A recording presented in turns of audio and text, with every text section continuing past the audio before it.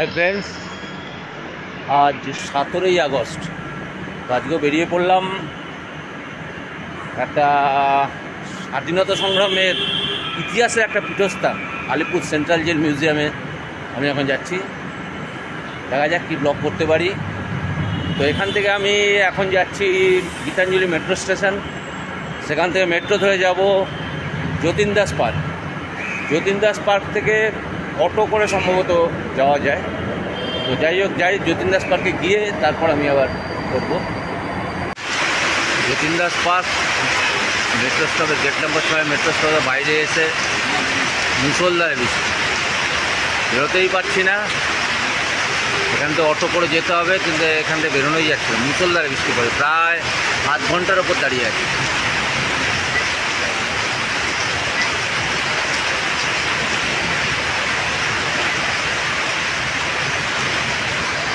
উনিশশো 6 সাল, তখন ব্রিটিশরা চারদিক থেকে ধরপাকড় করছে, আর তখন স্বাধীনতা সংগ্রামে উত্তাল ভারতবর্ষ তথা বেঙ্গল। সেই সময় আদি গঙ্গার ধারে 21 ফুট পাঁচিল তৈরি করে এই আলিপুর সেন্ট্রাল জেল তৈরি করা হয়েছিল, এবং স্বাধীনতা সংগ্রামীকে একের পর এক অ্যারেস্ট করা হয়েছিল। সেই সময় অনেক কিংবদন্তি স্বাধীনতা সংগ্রামী ঠিকানা হয়েছিল আপনার 1906 এই আলিপুর সেন্ট্রাল জেলে।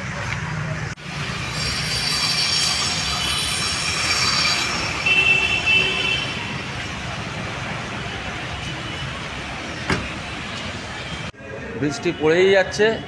যাই হোক, যতীন দাস পার্ক থেকে 10 টাকায় অটো করে এলাম আলিপুর সেন্ট্রাল জেলের সামনে। টিকিট কাটলাম। টিকিট পার হেড 30 টাকা। মঙ্গলবার বন্ধ থাকে, বাকি সব দিনই খোলা আছে। আর সন্ধ্যেবেলা দুটো লাইট অ্যান্ড সাউন্ড হয়, একটা 6:30 থেকে হয়, একটা দুটো শো হয় আর কি, 6:30 থেকে, একটা 7:30 থেকে। 100 টাকা টিকিট। তো বৃষ্টি এখনও পড়ছে। যাই ভিতরে দেখি কি অবস্থা। ফার্স্ট এখানেই আসছি, নেহেরু সেল, নেতাজি সেল, আর ফাঁসির মঞ্চ যেটা আছে সেটা এখানেই আছে। ঠিক আছে, দেখি ভিতরে যাই। এই ফাঁসির মঞ্চ।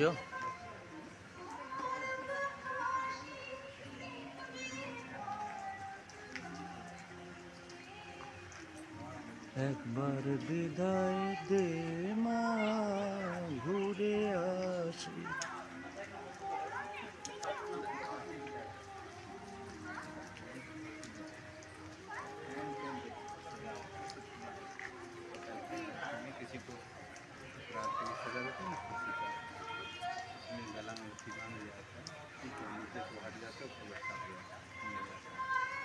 सूर्य उठते हैं।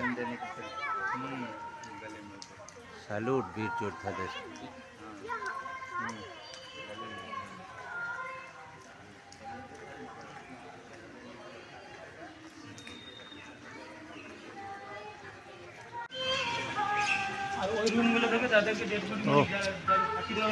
ফাঁসি দেওয়ার পরে এই যে ডেড বডিটা এখান দিয়ে বের করা হয়েছে,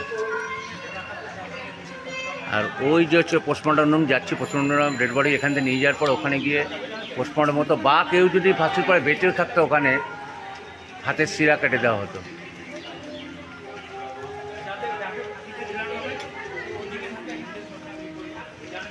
এই যে এদিকে যে সেলগুলো রয়েছে তার জানলাগুলো খোলা। যারা স্বাধীনতা সংগ্রামীরা যাদের ধরা পড়তো তাদের এখানে প্রথমে রেখে দেওয়া হতো, যাতে তারা ফাঁসি দেখে বুঝতে পারে কত কষ্টকর, মানে তারা উপলব্ধি করতে পারে, এবং তারা স্বাধীনতা সংগ্রামী ছেড়ে দেয়। এবং সেই জন্য ওদেরকে জানলা সবসময় খুলে রাখতো, জোর বাধ্য করতো ফাঁসি দেখতে, যাতে তারা পরবর্তীকালে আর স্বাধীনতা সংগ্রামের কোনো রকম অ্যাক্টিভিটিসে না থাকে। প্রচুর অত্যাচার করা হতো।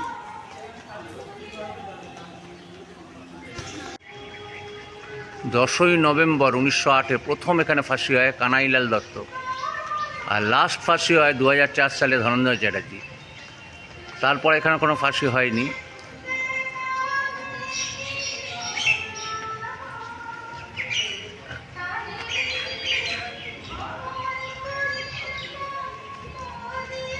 কানাইলাল দত্ত 10ই নভেম্বর 1908, সত্যেন্দ্রনাথ বসু 21শে নভেম্বর 1908, বীরেন্দ্রনাথ দত্তগুপ্ত 21শে ফেব্রুয়ারি 1910, গোপীনাথ সাহা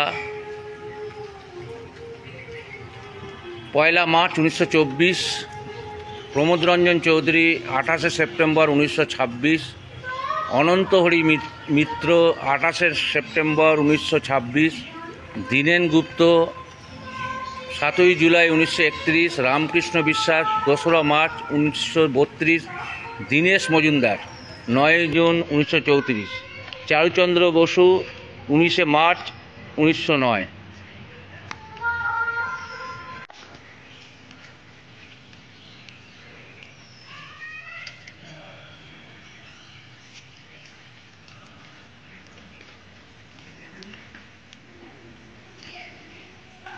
সত্যনারায়ণ বসুর ফাঁসি,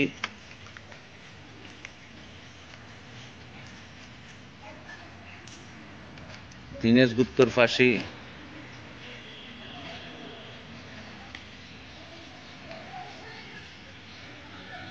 এই যে হচ্ছে ডাক্তারি পরীক্ষা কক্ষ, এটার পরে যাচ্ছি।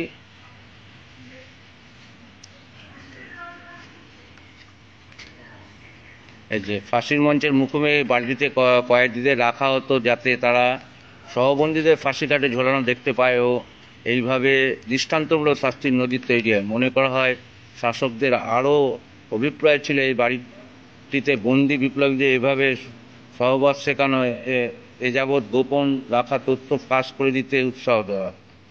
তাই জোর করে দেখানো হতো এই যে এই সেই বাড়ি, জানলাগুলো খোলা, জোর করে দেখানো হতো ফাঁসি।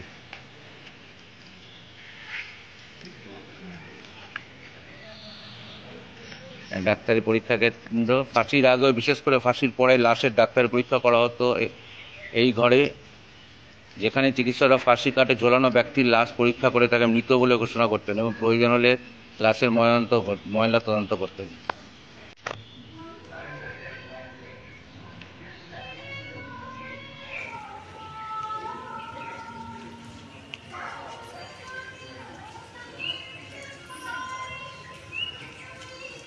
শিহরে উঠতে হয়।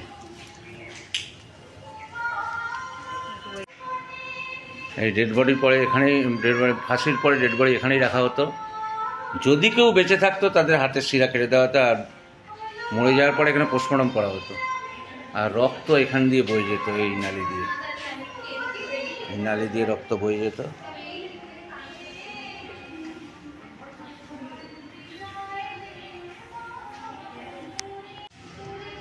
মরার আগের দিন রাত্রিরে এই 3টে সেল এখানে আছে, এই 3টে সেলে রাখা হতো এবং সে ইচ্ছা কি সেটা পূরণ করা হতো। গীতা পাঠ করতে দেওয়া হতো।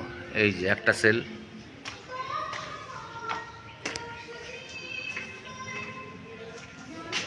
এই একটা সেল, এই যে থাকার জায়গা। আর লাগানোর হুকটা দেখুন, কোনো মতেই খুলতে পারবে না, চাবি দিয়ে চাবি ভিতরেই রেখে দিত, কেউ খুলতে পারবে না। এবং এই জেলের এই সিস্টেম সব জায়গায়, স্বাধীনতার যত জেলে সব জায়গায় এরকম, সেলুলার জেলেও এরকম সিস্টেম।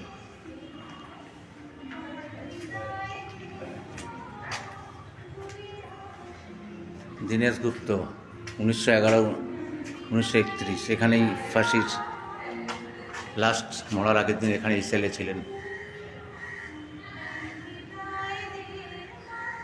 স্যালুট।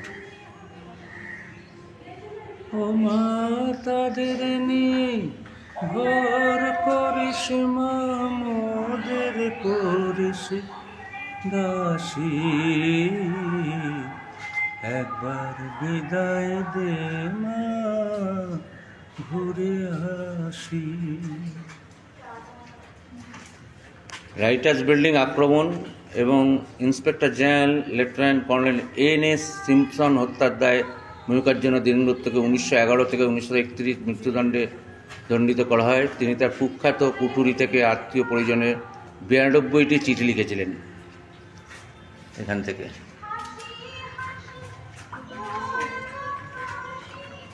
এই আর একটা সেল। এই হচ্ছে নেতাজি কক্ষ, বিধানচন্দ্র রায় কক্ষ, চিত্তরঞ্জন দাস কক্ষ, যতীন্দ্রমোহন সেনগুপ্ত কক্ষ। তাদের সেলগুলো সব এর ভিতরে আছে, দেখা যাক যাক ভিতরে। পরিবেশটা এমন মানে ভিতরটার পরিবেশ গা ছমছম করবে। এটা ভিডিও বা ছবি দেখে বোঝা যাবে না পরিবেশটা এমন, কীভাবে থাকতো স্বাধীনতা সংগ্রামীরা। এই সেই সেলগুলো সব বিভিন্ন স্বাধীনতা সংগ্রামীরা আছে। নেতাজি সেলটা দোতলায় আছে।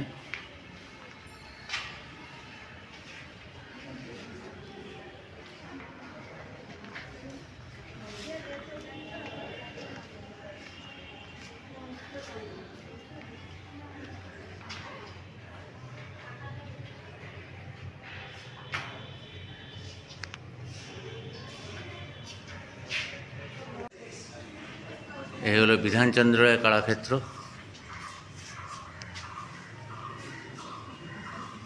5ই সেপ্টেম্বর 1930 থেকে 6ই জানুয়ারি 1931 পর্যন্ত ছিলেন এখানে।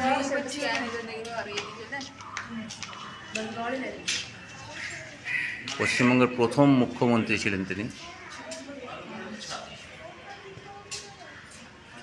এই সেই সিঁড়ি, এর উপরে দোতলায় নেতাজি সুভাষচন্দ্র বোসের সেল আছে। নেতাজি সুভাষচন্দ্র বোস এই কারাকক্ষে ছিলেন। 23শে জানুয়ারি 1930 জন্মদিনের দিন থেকে 23শে সেপ্টেম্বর 1930, প্রায় 9 মাস তিনি এই কারাকক্ষে ছিলেন। এই সেলে তিনি ছিলেন।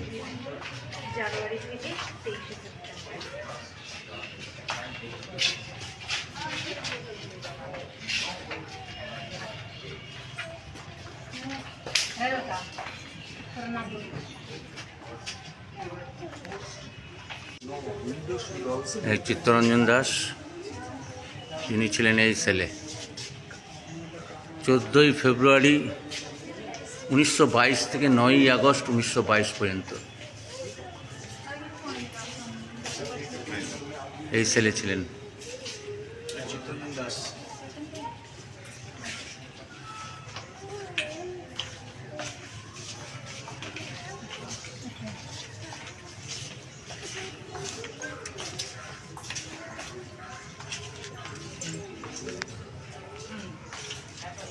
নত জানু হয়ে যেত এনাদের ইতিহাস পড়লে, জানলে, এনাদের দেশের প্রতি কৃতজ্ঞতা জানলে। যতীন্দ্রমোহন সেনগুপ্ত, ওনার সেল ছিল এটা। উনি এখানে ছিলেন প্রায় 8 মাস।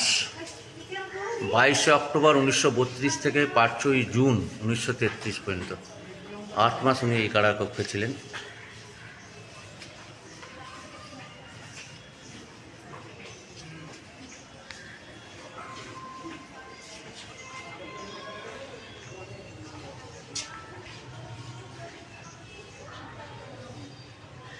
তৎকালীন মেয়রও ছিলেন।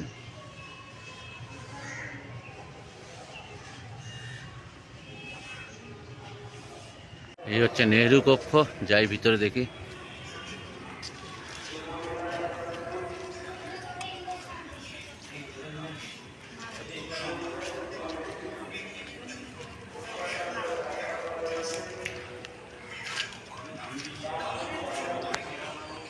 এই হচ্ছে নেহেরু কক্ষ। 7ই মে 1934 থেকে 17ই ফেব্রুয়ারি 1934 থেকে 7ই মে 1934, প্রায় 80 দিন উনি এই কক্ষে ছিলেন।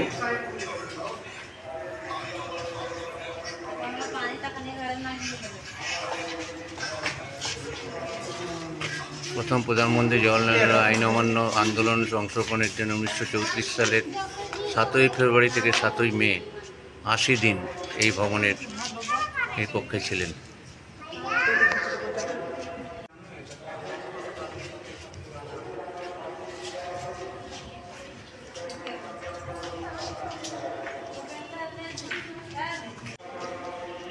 উনিশশো 34 সালে যখন জওয়াহরলাল নেহরু জেলে 80 দিন বন্দি ছিলেন এই কারাকক্ষে, তো এই কারাকক্ষের সামনে বসার জায়গাটা ওনার কন্যা ইন্দিরা গান্ধী এখানে আসতেন, এবং প্রত্যেক 15 দিন পর পর উনি আসতেন এখানে, এবং এইখানে বসেই ওনাদের গল্প কথাবার্তা হতো। তারপর উনি চলে যেতেন। 15 দিন অন্তর উনি জওয়াহরলাল নেহরুর সাথে দেখা করতে আসতেন।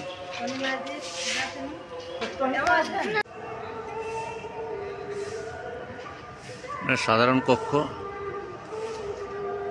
প্রতি বিভাগে 50 জনের বেশি বন্দীদের রাখা যায় না। মহিলা ও দেওয়ানি বন্দীদের সিভিল প্রিসনিয়ারের পৃথক কারাকক্ষের ব্যবস্থা ছিল। কারাগারের পুরনো ভবনে ইউ আকৃতির গঠনের প্রান্তসীমার কয়েকটি নির্জন কক্ষ স্থাপন করা হয়। এগুলো সব জেনারেল সেল।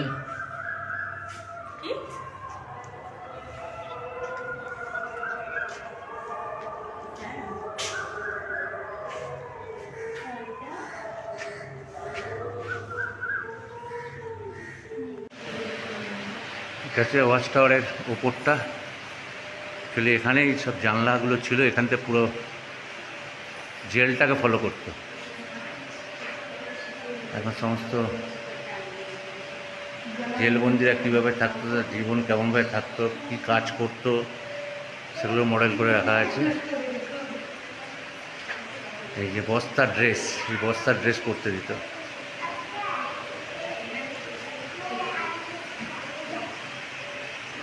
ক্লিয়ার।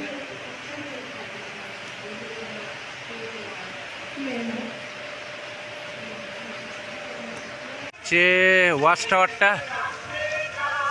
এর উপরে উঠেছিলাম, তো পুরো জেল এটা এমন জায়গায় রয়েছে, জেলটা পুরো একটা বিস্তৃত করে রাউন্ড দিয়ে আছে, ফলে এর উপরে উঠলে টোটাল ব্যাপারটা ফলো করতে পারতাম।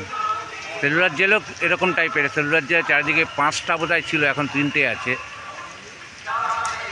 তো ওই ওয়াচ টাওয়ারের ওপরটা পুরো ফলো করে দেখা যেত। যাই হোক, এখন থেকে ওই লেডিসদের জায়গাটা যাব। প্রচণ্ড বৃষ্টি পড়ছে এখনও। তো 2022 সালে এই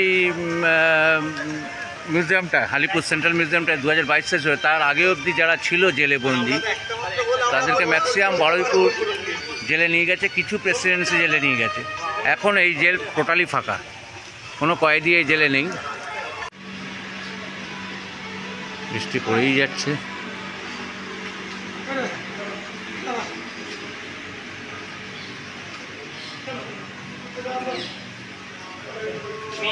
বিভিন্ন সময় পয়সাগুলো, বিভিন্ন সালের পয়সা।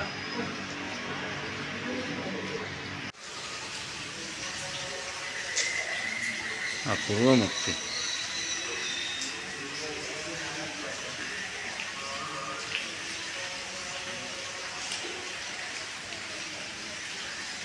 এটা একটা মডেল পিস্তল, দীনেশ গুপ্তর ব্যবহৃত পিস্তল।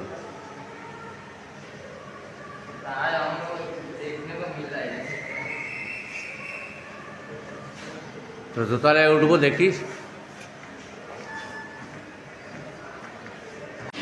এটা হচ্ছে বিদ্রোহী থেকে ঋষি অরবিন্দর টোটাল জীবন কাহিনী এখানে আছে, সমস্ত বই।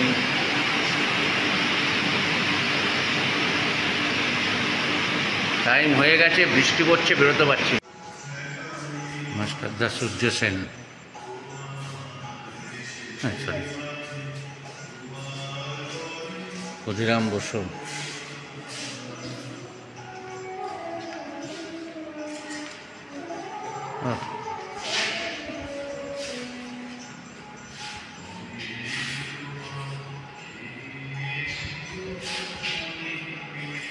এটা হচ্ছে বুড়িবালামের যুদ্ধ, যেটা চাঁদিপুরে হয়েছিল। চাঁদিপুরে হয়েছিল।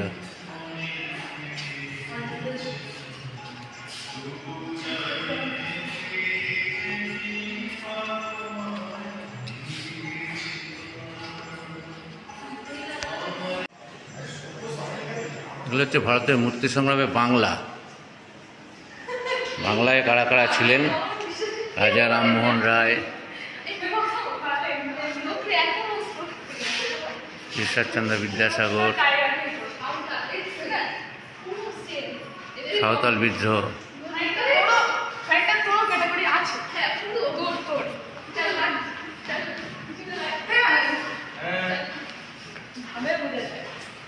বঙ্কিমচন্দ্র চট্টোপাধ্যায়, স্বামী বিবেকানন্দ।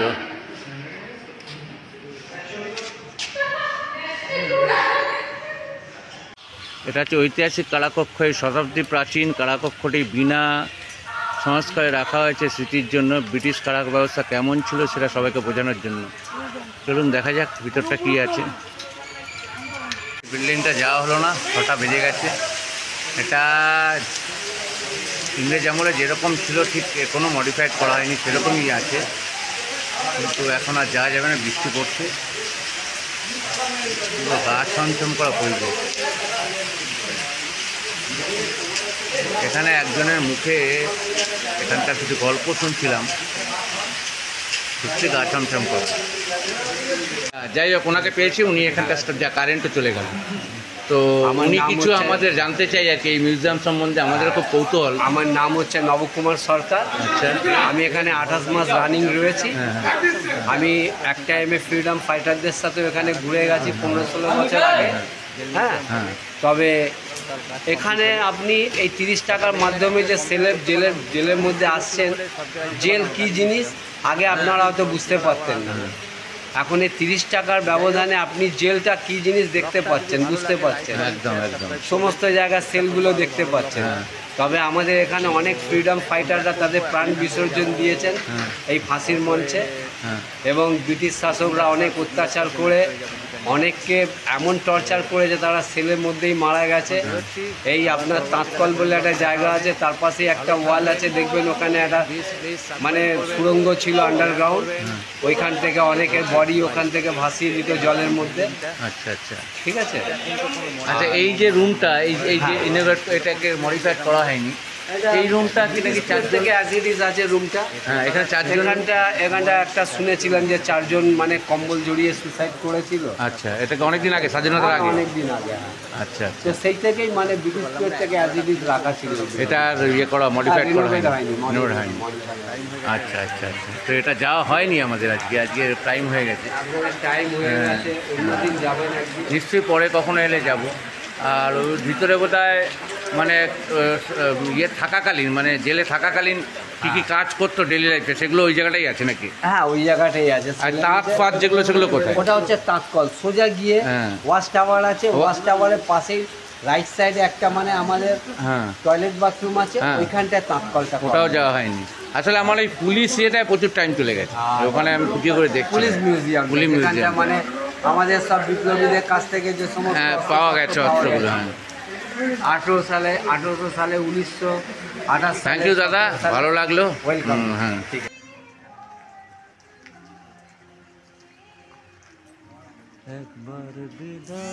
118 বছরের এই আলিপুর সেন্ট্রাল জেল 2022 সালে আলিপুর জেল মিউজিয়ামে তৈরি করা হয়, এবং এই মুহূর্তে এই জেলে কোনো কয়েদি নেই। যা কয়েদিগুলো ছিলেন যারা, তাদের সবাইকে বারুইপুর জেলে ট্রান্সফার করে দেওয়া হয়েছে। এখানে কোনো কয়েদি আলিপুর সেন্ট্রাল জেলে এখন নেই। অনেকটা অংশই জেলেরটাকে মিউজিয়ামে রূপান্তরিত করা হয়েছে, কিন্তু অনেক অংশ বাকি আছে, কাজ চলছে। আগামী দিনে হয়তো পুরো সেন্ট্রাল জেলটাই মিউজিয়ামে কনভার্ট করা হবে। তো যতটুকু অংশ আছে, অনেকটা অংশ এই ভিডিওয়ে দেখালাম, বাকি আরও কিছুটা রয়েছে, সেটা পরের ভিডিওয়ে দেখাবো। বিশেষ করে আমার যেটা খুব ভালো লেগেছিল পুলিশ মিউজিয়ামটা আমার পরের ভিডিওয়ে দেখাবো, অবশ্যই দেখবেন। তো বৃষ্টির জন্য আরও কিছু অংশ দেখতে পারিনি, সেটা পরে কখনো এলে নিশ্চয়ই দেখব। তো আমার খুব ভালো লেগেছে। তো যদি এই ভিডিওটা ভালো লাগে, লাইক, কমেন্ট, শেয়ার, সাবস্ক্রাইব করবেন, সঙ্গে থাকবেন। দেখা হবে পরবর্তী ভিডিওয়। ধন্যবাদ।